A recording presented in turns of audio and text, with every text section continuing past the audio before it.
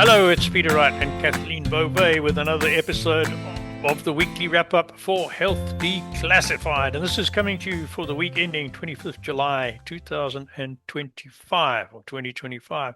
Wow, years going by. But how are you, Kathleen? I'm doing great, Peter. Thank you so much. And thank you also very much for tuning in. We so appreciate having you. Peter, shall I go into my deep dive today?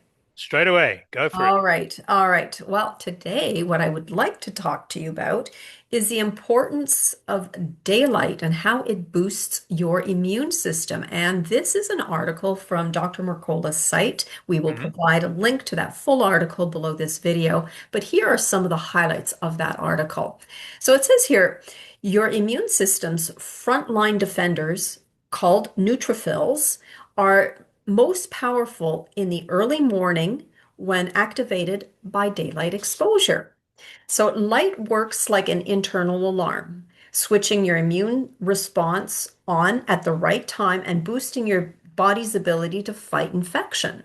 So researchers found that neutrophils don't just respond to threats, they prepare for them based on light cues. So, this internal programming helps them deploy their antibacterial weapons precisely when you're most likely to encounter pathogens.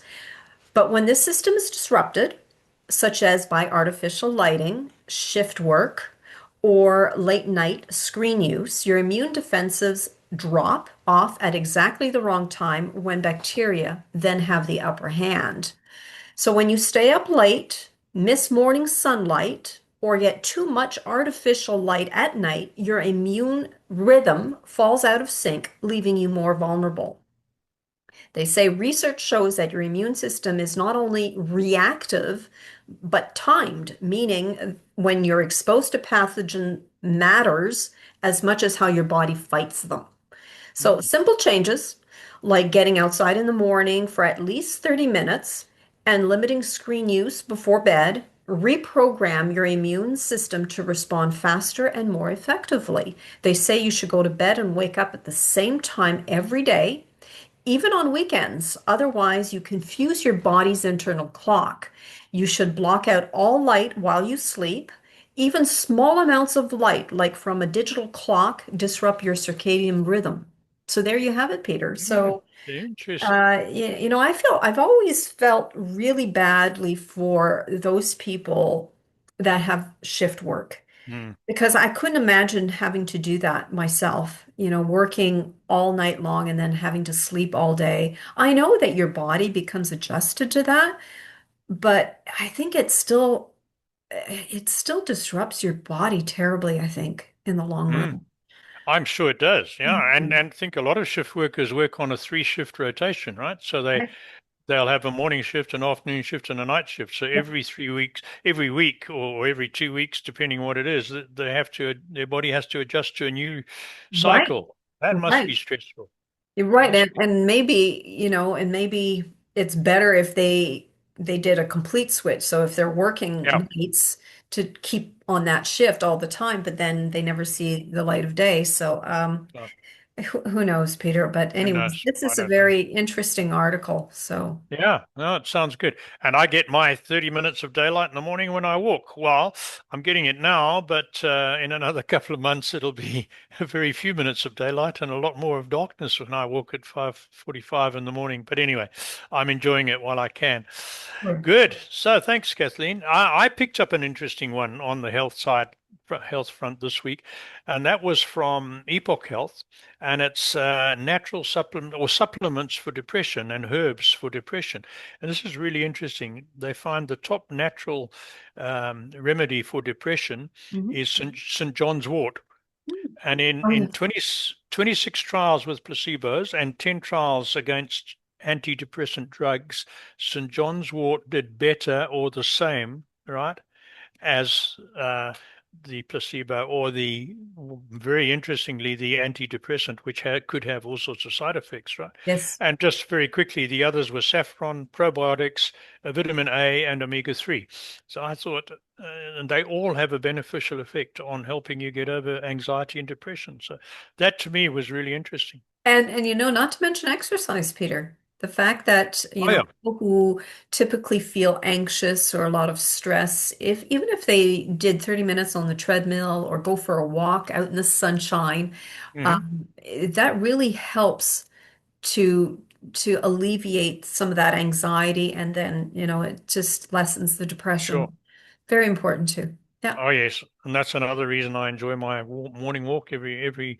I I know only do you it do. 5 days a week, but I find it so therapeutic. It's amazing. And when I had horses, the other one, if I was feeling frustrated or anxious in the afternoon or fed up with business, I would get on my horse and go for a good ride and a That's gallop if I right. could. That Oh, was magic. Oh, Kathleen, we unfortunately have no more news on Dr. Morse, do we? We don't know when his products will be available yet. I Or think have they you heard are. anything? Yes, I think they are available. It's a different website now, and I don't have it in front of me, Peter, so I apologize, but we will find it for you and put it at the end of this video. His Okay. products are still outstanding, and we will provide that link so that you can peruse it. Okay. And while we're on that subject, we are looking for more health products, natural health products that we can offer to you and tell you about. So there'll be hopefully some developments in the weeks to come. Good. Thanks, Kathleen. That's it from the health side. Yes, Yeah. for this week Okay. anyway. So let's give you a quick update on what's been happening on the show over the last week or two. Well, of course, on Tuesday, we published an episode with Dr. Ebru Karpazoglu, who is a skincare specialist, and she has her own range of products called Avicina. We'll put a link in here to those. In 2 weeks' time, we'll be publishing an episode with Susie Kundrat, and she tells you how to eat, move, and groove better for a better balanced life. 2 weeks after her will be Dr. Elliot Justin, who has a device to help men perform better, and we'll leave that like that for the moment. 2 weeks after him will be Dr. Jeff Gross, a fascinating episode on what he's doing with stem cell therapy. And what I liked about that, he addresses some of the ethical concerns and I know other people had with stem cells from stuff we read in the media.